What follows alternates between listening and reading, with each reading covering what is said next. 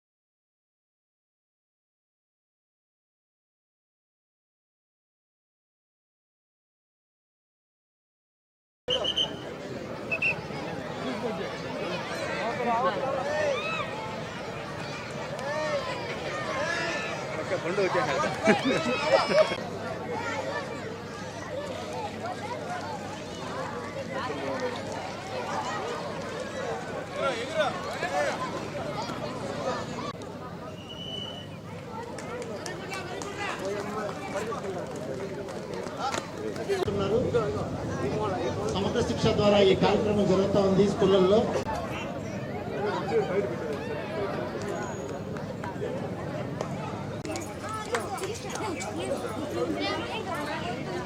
Okay, thank you sir, thank you.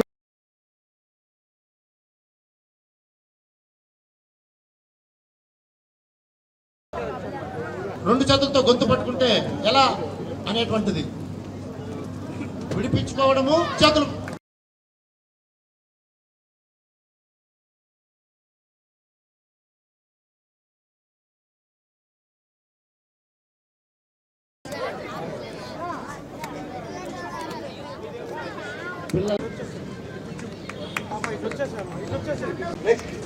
ఇక్కడ జరిగినటువంటి కార్యక్రమంలో